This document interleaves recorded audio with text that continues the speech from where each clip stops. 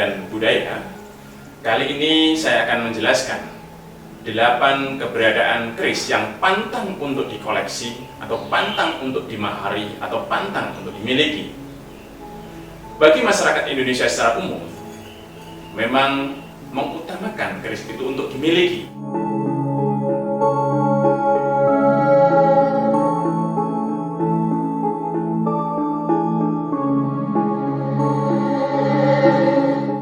Namun di sisi yang lain, tidak semua keris atas latar belakang keberadaannya baik untuk dimiliki. Tentunya, keris yang syarat koridor makna nilai yang bersifat atas tuntunan kehidupan dan spiritual untuk memahari atau memiliki sebuah keris juga mempertimbangkan beberapa aspek penting yang menjadi latar belakangnya. Oleh karena itu, ada 8 keberadaan keris yang sangat pantang untuk dimiliki. Yang pertama adalah keris gaden. Yang dimaksud keris gaden adalah keris yang digadaikan sebagai suatu jaminan tertentu. Maka ketika proses pegadaian itu belum tuntas, pantang keris itu dimahari. Kecuali ketika proses pegadaian itu selesai, mungkin tidak ditebus dan sebagainya, baru kemudian dilelang, maka boleh untuk dimahari. Catatan-catatan penting mengenai keberadaan keris di pegadaian itu tercatat dalam jumlah besar dalam beberapa peristiwa. Yang pertama adalah pasca Perang Jawa, tercatat banyak keris-keris yang masuk pegadaian sebagai salah satu jaminan untuk bertahan hidup. Yang kedua adalah pada era pendudukan Jepang. Banyak masyarakat menggadaikan keris karena pada masa itu penjajahan yang begitu kejam, terjadi krisis ekonomi dan krisis pangan di mana-mana. Dan di sisi yang lain, banyak sekali keris-keris dan senjata tradisional yang terbuat dari besi dijarah oleh Jepang. Maka salah satu untuk bisa mendapatkan permodalan dalam kehidupan dengan menjaminkan atau menggadaikan kerisnya. Di sisi yang lain, keris yang ada di pegadaian tentunya menjadi jauh lebih aman dan tidak dijarah oleh pihak Jepang pada masa itu. Kemudian pasca dari era G30 SPKI, yaitu tahun 66, 67, dan 68, banyak sekali tercatat di pegadaian-pegadaian keris digadaikan sebagai salah satu benda yang cukup populer pada masa itu dan memiliki nilai yang cukup tinggi. Nah, oleh karena itu, sebagai sebuah catatan, ketika orang sedang menggadaikan pusakanya, maka tentunya dalam kondisi yang sangat terpaksa. Maka ketika masih terjadi satu proses pegadaian, itu pantang untuk dimahari. Maka apabila berminat, menunggu apabila memang keris tersebut sudah dilelang oleh pihak pegadaian, yang artinya proses pegadaian itu telah selesai dilakukan. Maka terdapat ungkapan, ojo tuku keris gaden, awit dayane kaya dene turu no omah sing lagi dadi jaminan utang. Yang artinya, jangan kita membeli keris yang masih dalam proses gaden, karena ibarat kita tidur dalam rumah kita yang sedang sebagai jaminan hutang, maka pasti kita tidak nyaman, baik pikiran kita ataupun hati kita. Maka keris gaden menjadi salah satu keris yang pantang untuk dimahari. Keberadaan keris kedua yang pantang dimahari adalah keris lorotan. Keris lorotan artinya keris yang merupakan hasil sitaan. Apakah seseorang itu sedang dalam proses hukum, misalnya korupsi dan lain sebagainya, kemudian salah satu pusaka atau asetnya kemudian disita, maka posisi keris tersebut disebut sebagai keris lorotan. Nah, keris lorotan juga posisinya hampir sama dengan keris gaden. Apabila memang dalam proses hukum yang masih berlangsung, maka pantang kita membeli atau memahar keris lorotan, terkecuali oleh pihak berwajib ketika keris tersebut sudah selesai dalam proses hukumnya, kemudian dilelang sebagaimana mestinya, baru diperbolehkan dimahari atau dibeli. Maka ada satu ungkapan mendasar terkait dengan keris lorotan. Ojo mahar keris lorotan, awit bebasan dayane marake melorot pangkatmu.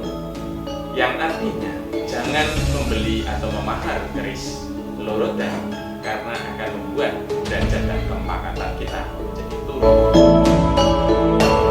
Keberadaan keris yang ketiga yang pantang untuk kita koleksi atau kita mahari adalah yang disebut keris larungan. Keris larungan adalah keris yang oleh pemiliknya karena dianggap membawa daya-daya yang buruk kemudian dilarung, baik di sungai, ke laut, atau tebing, ataupun di tempat-tempat yang dianggap suci atau keramat.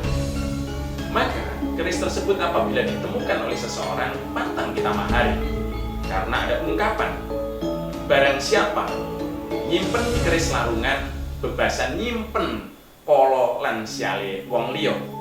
Artinya barang siapa yang memahari atau menyimpan keris larungan maka ibarat ia menyimpan atau memelihara kesialan orang lain.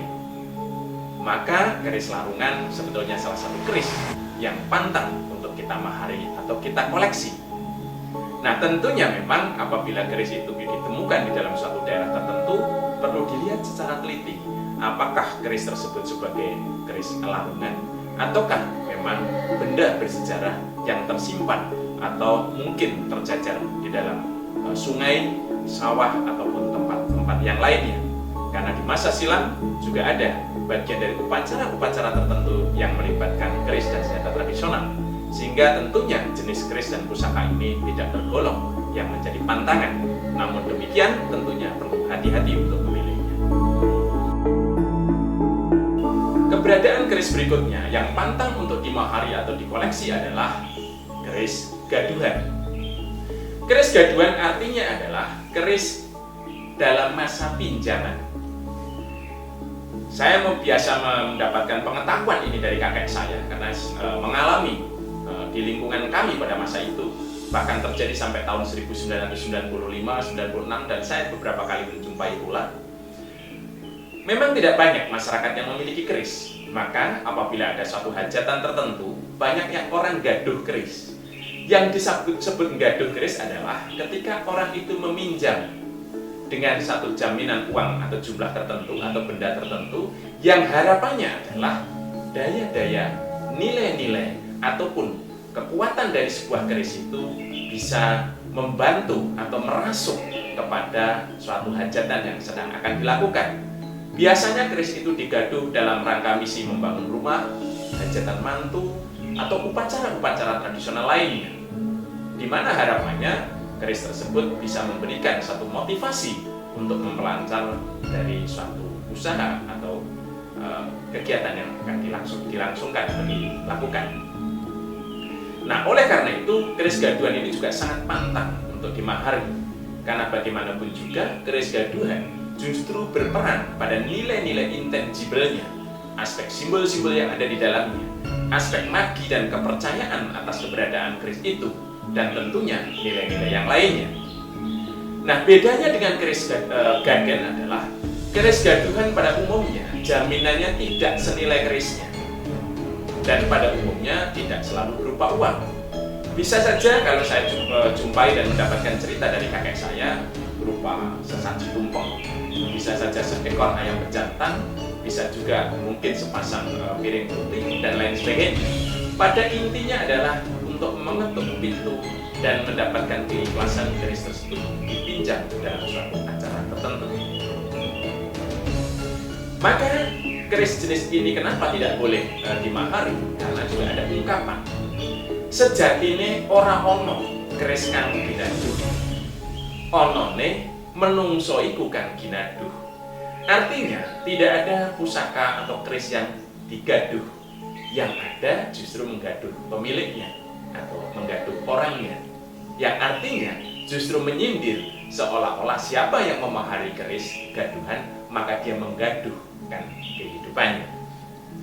Maka ketika seseorang itu menggaduhkan dirinya, meminjamkan dirinya, maka itu dianggap sesuatu yang tidak baik. Dan di sisi yang lain, bahwa aspek kepemilikan atas keris gaduhan tentunya masih mutlak di pemilik awalnya. Maka kalau kita memahari atau memiliki atau membeli keris gaduhan, berarti sama saja kita mencuri dari keris orang lain. Apa yang saya terangkan tadi adalah 8 keberadaan keris yang pantang untuk dikoleksi dan dimahari, karena pada prinsipnya keris tersebut sedang dalam suatu proses permasalahan tertentu.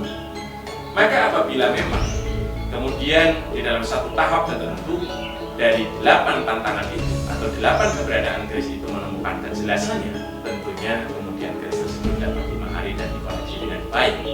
Ya tentunya harus melalui bukti legal formal. Kalau melalui pegadian, ya tentunya ada legal formal ketika dilelang. Kalau itu memang misalnya keris-keris hasil sitaan atau keris pelorotan, tentunya juga dilakukan satu proses yang legal formal melalui pelelangan secara jelas dan lain sebagainya. Nah, oleh karena itu, saya sarankan siapapun yang ingin mengkoleksi keris, untuk memiliki keris, untuk memahari keris, selalu hati-hati, selalu waspada, dan jangan pernah meninggalkan suatu masalah di kemudian hari. Maka lebih baik memilih keris-keris yang tidak dalam persoalan atau tidak sedang dalam masalah. Sekian, terima kasih. Salam sejahtera.